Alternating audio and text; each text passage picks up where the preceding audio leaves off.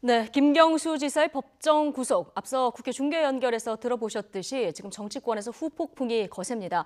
민주당은 사법 적폐 세력의 보복이라면서 사실상 재판 불복을 주장하고 있고요. 한국당에서는 대통령을 재임 중에 수사해야 한다. 좀 이런 목소리까지, 물론 개인 의견이고 당 차원의 공식 목소리는 아니더라도 이런 목소리까지 나오고 있습니다. 이런 상황에서 앞으로 당 차원의 대응 어떻게 할 건지 민주당 사법적폐대책위원 그리고 민주당 대변인이기도 하죠. 이재정 의원 연결해서 직접 들어보겠습니다. 자, 이재정 의원님 나와 계시죠? 네, 안녕하세요. 예, 자 어제 서울구치소에 접견 다녀오셨죠? 네네. 예, 어떤 얘기 박주민 나누셨습니까? 최고위원, 그리고 또 우리 대책위 위원장이신, 어, 박주민 위원장, 위원인 백혜련 의원 등과 함께 다녀왔는데요. 네, 당초 저희는 이제 판결 직후에 바로 법정 구속이 됐기 때문에 관련한 이야기도 함께 나누려고 했었는데, 네. 김경수 지사께서는 그 경남 상황만 계속 물으셨어요. 일단은 본인도 전혀 예상치 못한 결론이었던 것 같고요. 그렇기 때문에 예정된 일정들이 제대로 진행되지 못할까봐 그 경남 도민께 죄송하지만 관련된 일정을 이렇게나마 챙기면서 다시 논리를 극복하고 난 뒤에 항소심을 통해서 충분히 소명을 하고 복귀해서 이어나갈 뜻을 의지를 밝히셨습니다. 도정에 대한 걱정 이야기를 많이 했다 이런 얘기를 네네. 해주셨는데요. 어쨌든 뭐 진실을 향해 긴 싸움을 해야 할 것 같다. 김경수 지사 뭐 이런 메시지를 남기기도 했고요. 민주당에서도 지금 이번 판결이 잘못됐다 이런 입장이신데 법률가시기도 하니까요. 네. 어떤 근거에서 이 판결이 잘못됐다 이렇게 보시는 겁니까? 네. 저도 판결을 수백 건, 몇천 건에 이르기까지 접해봤지만, 사실상 판결이 제 마음에 들지 않을 때도 있습니다. 네. 그렇지만 법관의 자유재랑 자유심증 안에서 어떤 선택을 했다면은 용납할 수 있는데, 넘을 수 없는 재량에선, 다시 말해서 증거재판주의라는 사법 절차의 큰 원칙을 어기고 한 재판에 대해서는, 네.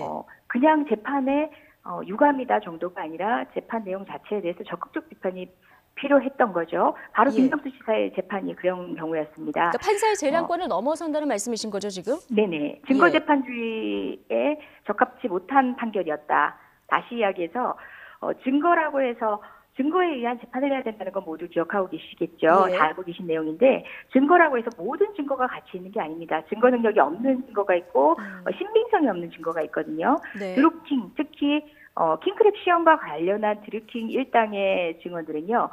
상호 모순되기도 하고 조작을 의도해가지고 들통나기도 했고 무엇보다 관계된 물증이라는 것도 모순되는 증거에 의해서 목멸되었고 그리고 그 물증만으로는 김경수 지사와의 관련성을 인정하기 힘듭니다. 직접 증거가 없다 이런 말씀이신가요? 그렇죠. 직접 증거뿐만 아니라 그것을 억지로 연결시키려고 했던 드루킹 일당의 증거 조작에 내용들이 검찰은 감추려고 했지만 변호인에 의해서 재판부를 통해서 드러났었거든요. 네. 그래서 재판을 지켜보던 많은 시민들과 건강한 상식들은 이미 킹크랩 시험과 관련해서는 인정할 수 없는 단계라고 일응의 판단을 모두 내린 상황이었습니다. 예. 근데 그것부터가 상식을 넘어선 좀 무리한 판결이었고요. 예. 그리고 모두가 지금 다 알고 계시다시피 업무방해라는 제목으로 법정 구속에까지 이른 경우, 실형이 선고된 경우는 지금 2011년 컴퓨터 이래 등 장애 처음입니다. 업무 방해 혐의 이거 말씀하시는 거죠?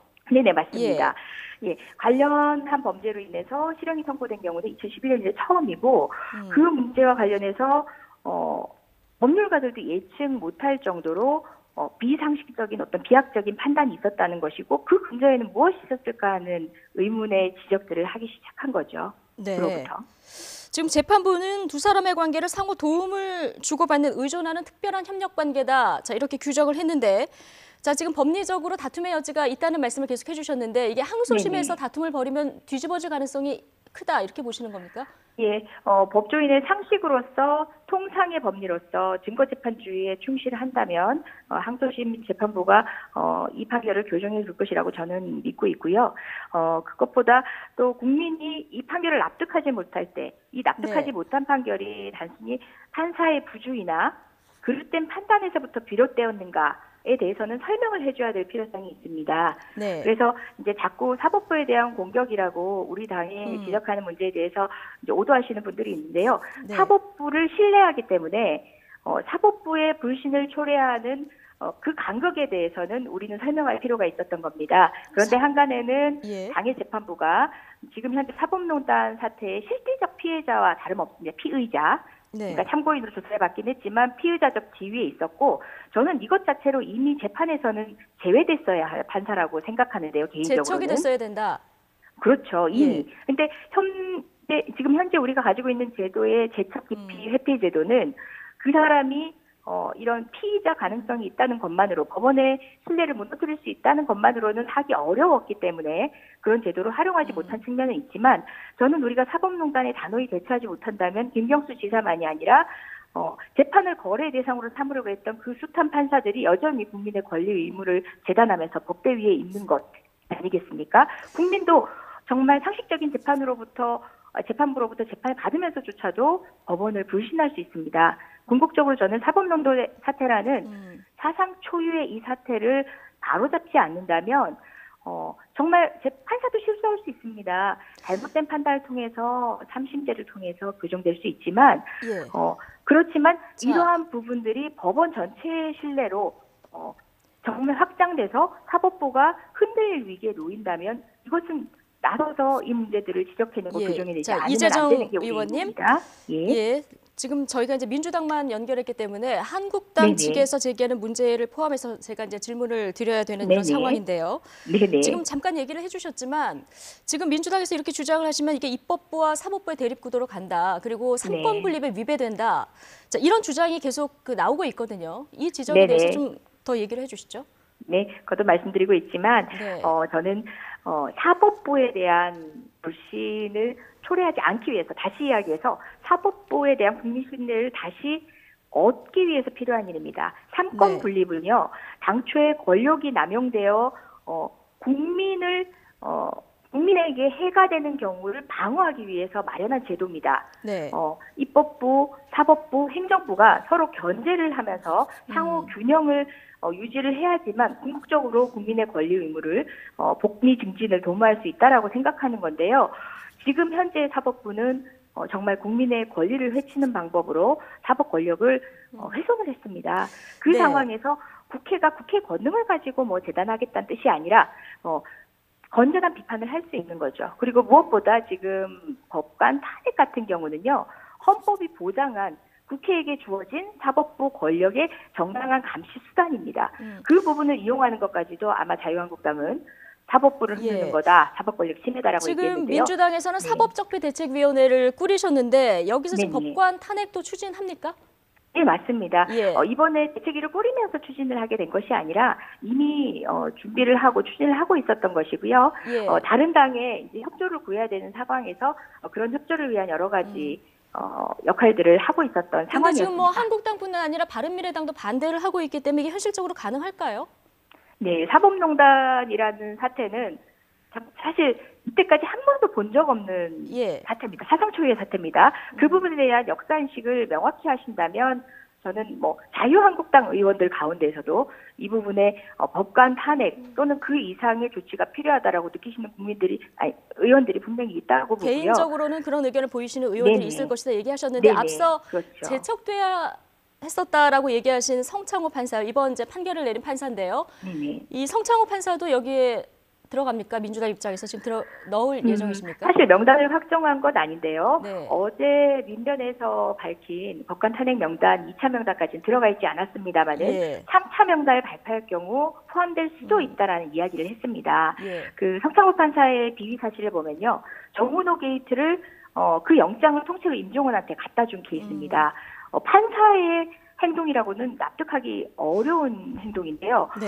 저는 이런 판사가 현재 재판을 하고 있는 것 자체를 납득할 수 없지만 그럼에도 예. 불구하고 사법농단 관여 법관이 200여 명이나 됩니다. 네. 그렇다 보니까 모든 법관을 제외하고 또 징계 또는 뭐 파면, 다시 말해서 탄핵의 방식으로 파면을 해서 제외하는 것이 과연 가능한 것인가라는 현실적인 어려움 때문에 다른 판단을 하게 예. 될지는 모르겠지만 정판사의 개인적 비위 사실, 그 관여 정도로 봐서는 네. 충분히 국민이 그분에게 예. 재판을 계속 맡기기 어렵다라고 이재정 생각한다고 의원님, 저희가 판단합니다. 시간이 많지 않아서 조금 짧게씩 질문을 드리겠습니다. 네네. 지금 민주당의 이런 대응에 대해서 바른미래당의 김관영 원내대표가요. 이게 뭐 박근혜 전 대통령 지지하는 일부 세력의 그 탄핵 불복과 뭐가 다르냐 이런 그 비판을 하고 있거든요.